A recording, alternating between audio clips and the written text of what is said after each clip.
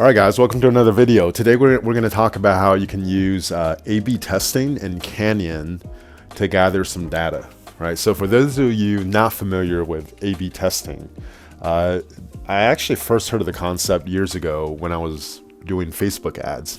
And with A/B testing, essentially you would run one ad with the parameters, you're boosting it by a certain amount of money to this target audience with a copy, and then you'll do one picture, and then you're going to run a separate ad with the exact same parameters, but the only thing that you change is one thing. In this case, you could change a picture, right, where you could keep everything that's the same, including the pictures, and you're changing the copy, right, basically the text part, or you can even change what time you want to run the ad. So the whole idea is that you're testing just one independent variable, which is very consistent with the scientific process, right? You're trying to keep everything the same, just with one variable different, so you can test whether that variable, you could test which option in that variable is more effective. Now, with any one of these experiments, it does kind of break down. So, for example, we don't think about, let's just say in the A/B testing with the ad I was talking about, right? Maybe how the picture that wins might just be because that picture fits with that specific copy better. And so if you actually have a better copy, even though in the previous test a picture might be better, it might not fit with the new copy better, right? So like there's always like ways where these experiments can break down, but it's just another way to get a gauge of what works or what doesn't, that I don't think anyone has really talked about, at least not that I've seen, right? So right now, when people are doing testing, they like to do the battle simulator. So it's a one-on-one setting, or they do a practice match in ARC.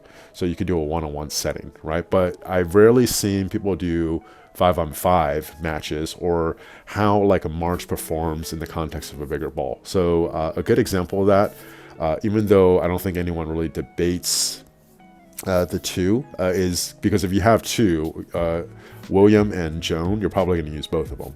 But if I wanted to know what's better, a max or expertise William versus a 5-3-4-4 Joan, which is where my Joan is at right now, how will I know that, right? You can actually use the Canyon to determine something like that. And obviously you could determine other stuff. You can determine, hey, I have two armaments, right? One has this inscription, which is a better inscription but worse stats, compared to another armament that has a worse inscription but better stats. Which one do I want to use? You can actually do A/B testing in Canyon to figure that stuff out.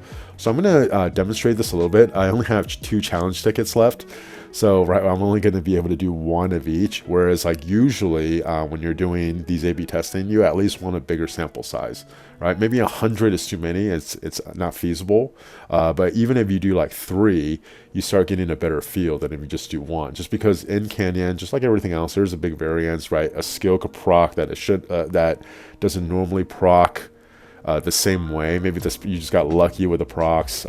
There's a lot of things that can happen, right? So when you're doing this, if you're near the top, then you challenge someone that's near the top, like Reaper or Killer. They're always near the top. I know I'll be able to challenge them again. If you're not near the top, you can actually go to your history, find someone that's beaten you recently, and then challenge them, right? And let's see here. So Kildung is in 7th. If I beat him, I might not be able to challenge him again, right? So I'm going to use Dream Dancer, who has beat me recently. I just hesitated because I just beat him twice, and I don't want to be that asshole, but I guess we'll do that here. All right, so if I revenge Dream Dancer, right now my default lineup, right, I have, well, actually I had William.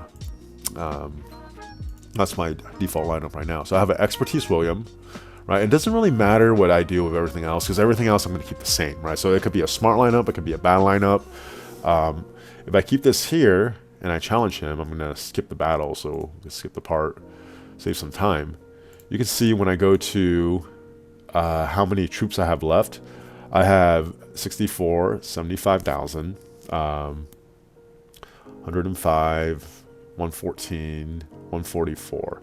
A little over, probably about 145,000 troops remaining.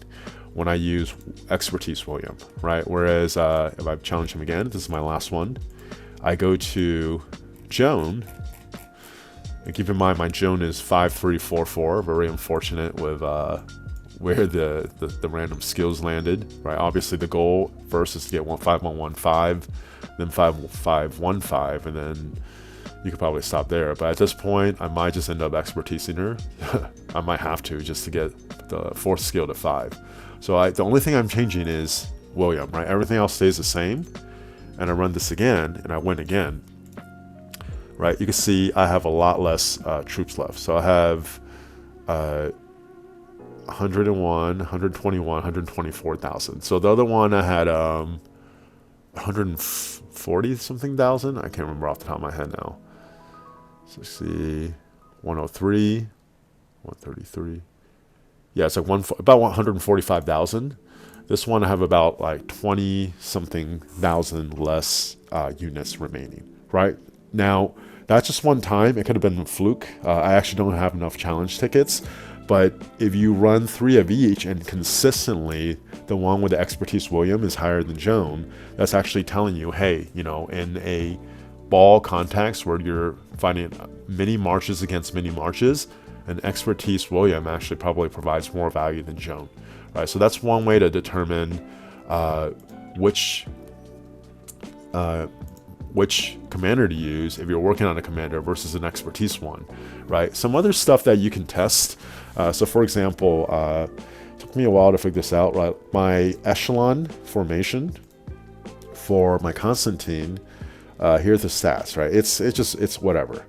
Now, with Joan, Epic Joan, not Joan Prime, this actually performs better than my wedge formation, which has way more armaments, way more inscriptions, way higher stats, right? But for some reason, the echelon still performs better. And you figure that out by doing A/B testing, right? So Canyon is a place for nerds, especially in the off season, right? There's no fighting. It's just a great way to kind of get a feel for where your march is against someone else. But when you want to test specific things,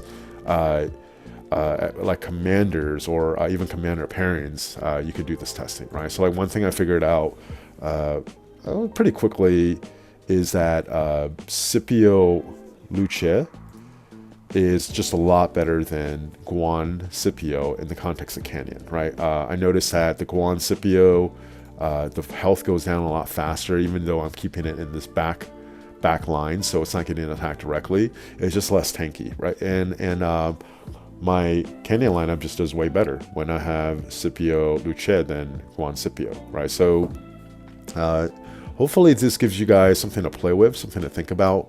And if this video provided any value, please like and subscribe. It really helps me grow the channel.